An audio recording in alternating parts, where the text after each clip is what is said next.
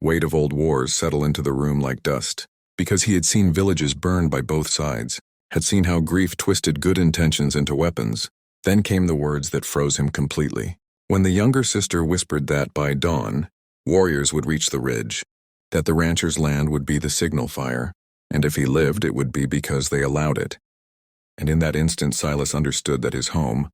his land and his life were standing at the edge of a blade, balanced by the choices of two women who believed him asleep and powerless. His heart pounded, but his face remained slack, because the frontier rewarded patience more than strength, and as the sisters fell silent, listening for his breath, he gave them nothing but the steady rise and fall of a man deep in sleep. Memories flooded him then of a younger Silas riding with cattle drives,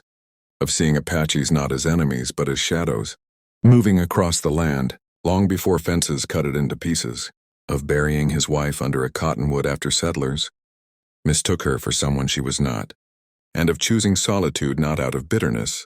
but because silence did not lie. The older sister finally rose, walking softly to the door to scan the moonlit plain, while the younger stared at Silas with eyes sharp enough to peel skin from bone, and she whispered that if he stirred, they would know. And Silas understood that even breathing wrong could seal his fate. When they lay down at last, wrapped in blankets near the fire, Silas waited, counting heartbeats, listening to the shift of fabric, the slow settling of the night, and only when he was certain they slept did he allow his mind to race, because now he faced a choice that would define more than his survival. He could flee before dawn and abandon the land he had carved from stone, or he could stay and face warriors, soldiers, and betrayal all at once, or he could do something far more dangerous, change the game before it began. As the moon slid west and coyotes called from the hills, Silas opened his eyes fully, staring at the ceiling, no longer pretending, and he realized that the sisters believed him weak because he lived alone, but they did not know that solitude had sharpened him into something far more dangerous than they expected. And as dawn crept closer, one truth burned brighter than the fire dying behind him. By sunrise, someone would learn that pretending to sleep did not mean surrender, and the desert would remember who truly belonged to it. And if you want to know what Silas does next, how trust turns into strategy, how silence becomes a weapon, and how one rancher stands between war and annihilation, make sure you subscribe to this channel now, because Chapter 2 will reveal the choice that changes everything. The night lay heavy over the high desert ranch, the kind of night that pressed against the chest and made even the wind hesitate before moving. And Silas Crow lay still on his narrow bed, boots beside him, hat resting on his chest, breathing slow and measured as if sleep had claimed him, though his eyes were barely closed and his mind was sharp as a blade, because years of surviving alone on the frontier had taught him that the most dangerous moments came when you believed yourself safe. And tonight, with two Apache sisters sheltering under his roof, safety was a fragile lie. Earlier that day, he had found them half frozen near the dry wash, their horses gone, their cloaks torn by mesquite thorns, eyes burning with equal parts fear and pride. And though every instinct warned him that helping Apaches could mark him for death by settlers or soldiers alike,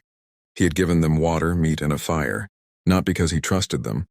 but because the desert showed no mercy to anyone. And now, hours later, as the fire cracked low and moonlight crept through the warped planks of the cabin, he pretended to sleep to test the truth that hid behind their silence. The sisters sat near the hearth, believing him lost to dreams, their shadows long against the wall,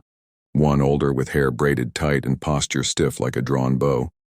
the other younger, restless, fingers worrying the edge of her blanket. And when they finally spoke, it was in hushed Apache tones that Silas understood just enough of to make his blood run cold, because he had traded cattle with Apaches years before and learned fragments of their tongue,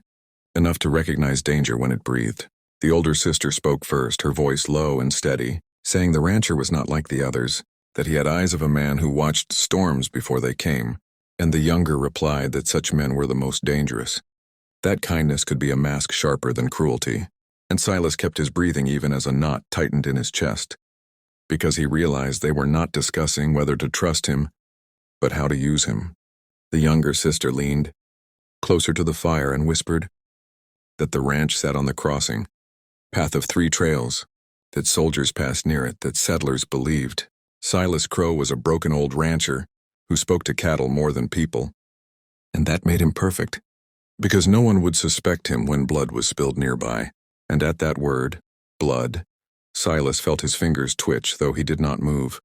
because now he understood this was no simple refuge but a test of survival, not just for him but for everyone within a day's ride. The older sister scolded her, reminding her that the rancher had shown mercy, that among their people mercy was a debt that demanded payment, not betrayal.